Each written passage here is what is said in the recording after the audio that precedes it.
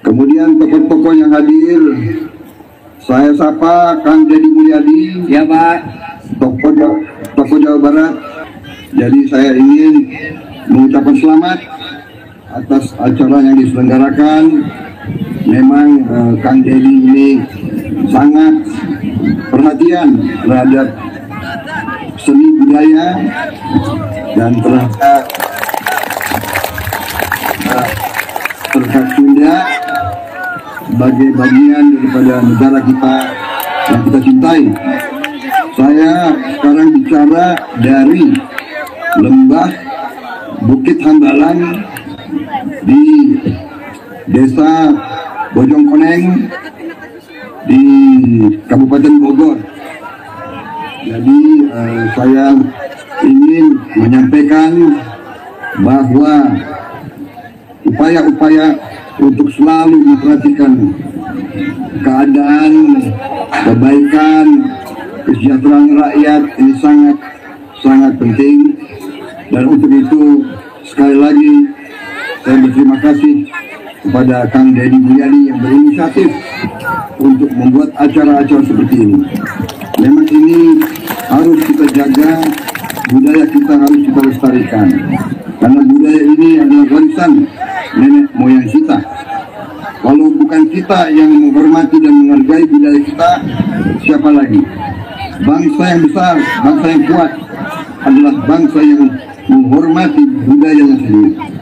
Terima kasih sekali lagi, dan saya minta maaf saya tidak bisa bersama saudara-saudara sekalian. Jadi kalau kita ingin minta doa, mintalah doa pada dia, karena dia teruji menjadi orang yang ikhlas dalam hidupnya. Kalau kita ingin mencium tangan, ciumlah tangan dia, karena tangan dia lebih suci dibanding tangan yang lain. Dia mau mengorbankan diri dan waktunya demi peradaban, demi pendidikan, dan demi masa depan.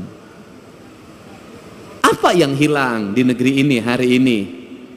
Yang hilang bukan orang yang hanya tartil baca Quran, tetapi yang hilang adalah tradisi mengaji. Seiring dengan pertumbuhan waktu, maka tumbuhlah di Indonesia modernisasi Al-Quran dengan metodologi pendekatan Iqra. Cara cepat menghafal Al-Quran, cara cepat membaca Al-Quran, prosesnya ditinggalkan. Lahirlah wisuda-wisuda TKA dan TPA di mana baik secara siar, baik, hebat secara siar, hebat. Tetapi di balik itu masjid-masjid sepi dari anak-anak mengaji. Tetapi di balik itu surau-surau kosong dari anak-anak mengaji. Tetapi di balik itu mereka tidak mengenal dan tidak dekat dengan masjid. Kenapa? Karena mengajarkan Al-Quran tidak di masjid. Karena mengajarkan Al-Quran tidak di surau. Akhirnya mereka yang penting bisa baca Al-Quran, tapi kedekatan emosi dengan masjidnya hilang. Akhirnya mereka jauh dari masjid. Yang kedua, hilangnya apa? Hilangnya proses. Dulu baca Al-Quran berlatihnya bisa 2 tahun baru bisa, 3 tahun baru bisa, ada yang 5 tahun baru bisa. Lambat sekali. Dari mulai ngeja, kemudian narawas, terus sampai belajar kuro, panjang sekali prosesnya. Dan pada waktu proses belajar itulah dia ke masjid. Dari proses itulah masuk perjalanan spiritualitas, kedekatan guru dengan murid, berlatih membaca Al-Quran, kemudian ada tingkatannya, ada yang levelnya pertama diajar pada level kedua diajar pada level yang level ketiga diajar pada level yang keempat. Maka waktu maghrib yang kurang lebih 1 jam itu efektif untuk membangun 3 generasi. Generasi ngeja, generasi narawas, generasi yang kemudian belajar kuro, dan generasi yang lebih tinggi dari itu. Prosesnya berjalan, maka anak-anak tidak lepas dari masjidnya. Kemudian gurunya bukan hanya mengajarkan Al-Qur'annya, gurunya mulai mengajarkan makna. Maka anak-anaknya dilatihlah belajar puasa, belajar tirakat. Maka Al-Quran identik dengan pembelajaran tirakat, pembelajaran puasa, kemudian pembelajaran Tirakat itu apa yang dilahirkan? Maka Al-Quran itu tersublimasi dalam pikiran,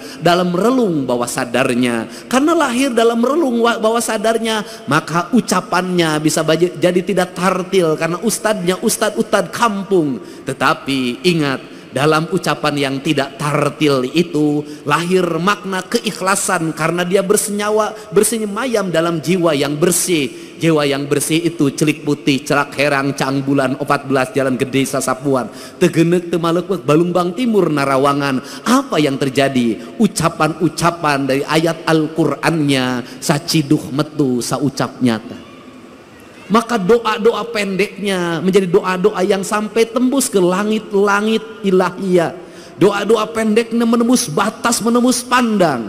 Maka lahirlah anak-anak yang bercahaya. Karena lahirlah anak-anak bercahaya, maka anak itu tumbuh menjadi para pemimpin, tumbuh menjadi kaum-kaum pergerakan, tumbuh menjadi kaum-kaum perubahan. Maka ucapan-ucapan Allahu Akbar yang lahir dari surau-surau kecil itu melahirkan ucapan kebangsaan yang memerdekakan perbudakan, memerdekakan ketertinggalan, menjadi spirit dalam sebuah perubahan tanpa biaya apapun dalam kehidupan ini.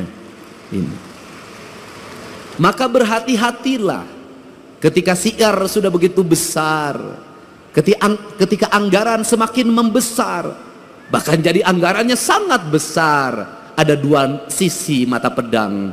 Yang satu membukakan syiar terlihat di media sosial, tetapi yang lain bisa jadi meredupkan cahaya yang ada dalam setiap relung manusia. Maka untuk itu tadi saya berpesan, ini bukan forum balapan Formula E, ini bukan forum liga, ini adalah forum spiritualitas. Tidak penting menjadi juara umum, tidak penting. Tidak penting menjadi juara pertama, kedua, ketiga, tidak penting. Tetapi yang lebih penting dari itu adalah Al-Quran masuk dalam cahaya ketua penyelenggara, sehingga ketua penyelenggaranya menjadi adil dalam tindakannya. Al-Quran masuk dalam cahayanya Gubernur Jawa Barat, sehingga Gubernur Jawa Barat bertindak adil dalam kebijakan-kebijakannya. Cahaya Al-Quran masuk ke relung hatinya Bupati, maka tindakannya menjadi adil. Dari gerakan membaca Al-Quran ini, maka terbebaslah orang-orang miskin, terbebaslah anak-anak yatim, terbangunlah peradaban hidup yang silih asa, silih asi, silih asu.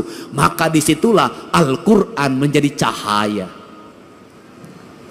Karena Al-Quran menjadi cahaya, maka Al-Quran bercahaya. Karena Al-Quran bercahaya, maka cahayanya terhampar. Maka Al-Quran tidak hanya dipahami tulisan yang ada dalam mushaf, yang kita lombakan, yang kita pertahankan, yang kita cium ketika ingin membacanya, yang kita simpan di atas kepala kita, yang kita simpan di rekal, dan ketika kita tidak berwudu maka tidak berani menyentuhnya. Kayak saya NU, tidak berani menyentuhnya. Tetapi di balik itu kita memahami gunung-gunung itu adalah hamparan Al-Quran. Sungai Citarum itu adalah hamparan Al-Quran. Sawah-sawah yang terhampar adalah hamparan Al-Quran. Matahari adalah hamparan Al-Quran. Bulan adalah hamparan Al-Quran. Bintang adalah hamparan Al-Quran. Seluruh yang ada makrokosmos dan mikrokosmos adalah hamparan Al-Quran. Dan semuanya mereka bertasbih kepada Allah, yang dalam setiap waktu dia berucap Subhanallah walhamdulillah wala ilaha illallah. Kalau sudah seperti itu, maka surau-surau itu menjadi lentera penggerak. Kalau sudah seperti itu, maka kita adalah manusia yang paling bersyukur. Kenapa? Kita manusia yang paling bersyukur. Al-Quran diturunkan di Jazirah Arabia, di tanah yang tandus dan kering.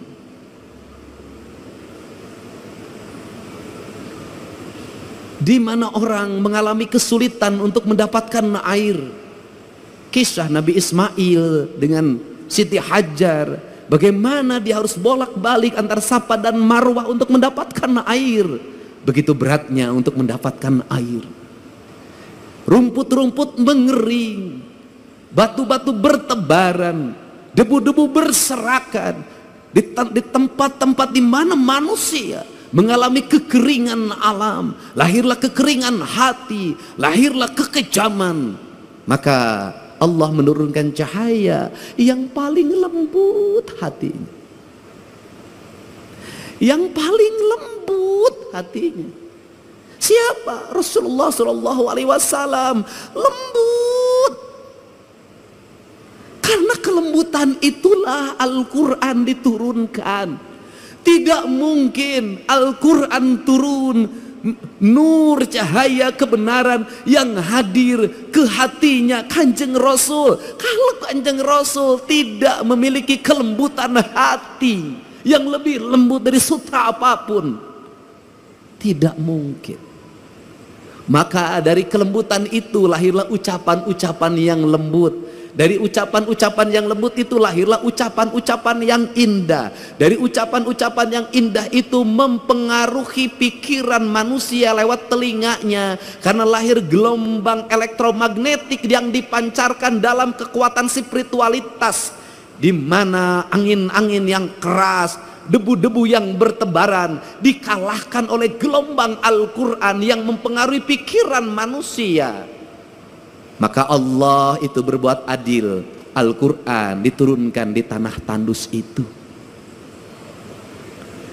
Tetapi Al-Quran yang dikirimkan di tanah tandus itu dibawa lewat pendekatan budaya, tanpa kekerasan, tanpa peperangan, bercerita tentang kisah Ramayana, bercerita tentang kisah Mahabharata, bercerita tentang kisah Pandawa, ada dalam sosok Dharma Kusuma. Maka dicanangkanlah yang disebut dengan 2 kalimat sabda. 2 kalimat sabda itu disebutnya layang damus kalimus syada, yaitu yang diletakkan pada pikiran seorang pemimpin sebagai nilai ajaran. Nilai ajaran itu melahirkan Pandawa 5, yaitu Dharma Kusuma, Bima, Arjuna, Nakula, lan Sadewa. Lahirlah gerakan politik kebudayaan para wali, mengenalkan agama Islam lewat pendekatan kebudayaan. Lahir simbol-simbol silib, sindir, sindang, siloka, sasmita. Kenapa? Karena dia berhadapan dengan masyarakat Sunda, masyarakat Nusantara yang tidak terbiasa dengan bahasa kasar. Dia terbiasa dengan bahasa simbol, bahasa makna. Karena dia terbiasa bahasa simbol, bahasa makna, maka masuk dalam ajaran, dalam pembelajaran. Quran pun disampaikan dalam pembelajaran dan ajaran. Kemudian rasa hormatnya ditinggikan. Quran diletakkan pada sebuah derajat yang sangat tinggi, diletakkan dalam lingkungan peradaban sederhana pedesaan. Lahirlah di kita. Apa keuntungan kita? Keuntungan kita lebih dari orang Arab. Keuntungan kita lebih daripada jazirah Timur Tengah. Kenapa keuntungannya? Kita mendapat 2. 1, kita mendapat Al-Quran sebagai sebuah produk nilai ilahiyah yang memiliki nilai estetika yang sangat tinggi. Tetapi juga kita dilahirkan pada sebuah alam pasundan yang sangat indah. Ketika Quran bercerita tentang air yang jernih di surga, ketika Quran bercerita tentang hamparan gunung yang indah di surga, ketika Quran bercerita tentang buah-buahan yang nanti ada di surga, seluruh cerita-cerita itu sebenarnya adalah realita hidup yang kita dapati. Itulah Ciwidey, itulah Cipanas, itulah Pangalengan, itu realitas dunianya. Untuk itu, karena kita sudah diberi peradaban surga yang nanti akan kita sampai surga keabadian, maka pesan saya, kalau mencintai Al-Quran, rawatlah Cipanas sebagai simbol surga kesucian. Rawatlah Ciwidey, rawatlah Pangalengan, rawatlah gunung-gunung itu yang melahirkan air yang mengalir, bak sepenggal tanah yang diturunkan dari surga. Rawatlah pohon-pohon itu, karena itu adalah alam yang digambarkan oleh Allah dalam Al-Quran.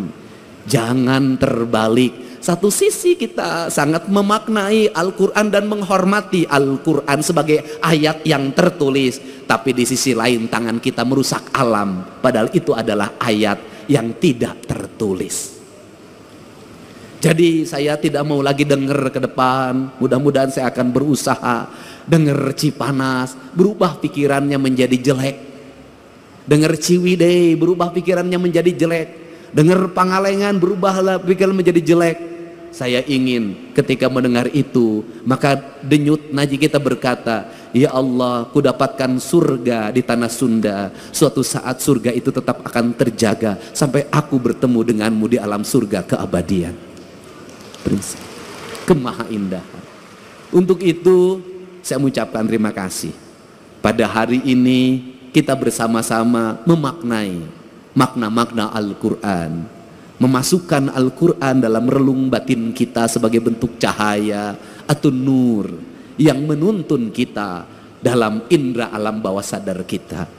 Karena indera alam bawah sadar itu pada akhirnya akan senantiasa menjadi petunjuk, dan petunjuk itu akan lahir bagi orang-orang yang menjaga rasa dan cintanya. Karena petunjuk hanya akan lahir pada orang-orang yang memiliki kelembutan hati, kedamaian jiwa, dan ketenangan relung diri. Maka peliharalah Al-Quran, simpanlah dia di relung hati kita, dalam isi denyut jantung kita, sehingga hidup kita senantiasa mendapat petunjuk. Dengan kalimat kata orang Sunda, memahami Allah dalam orang Sunda, pahamilah dari sisi Rahman dan Rahimnya saja sudah cukup.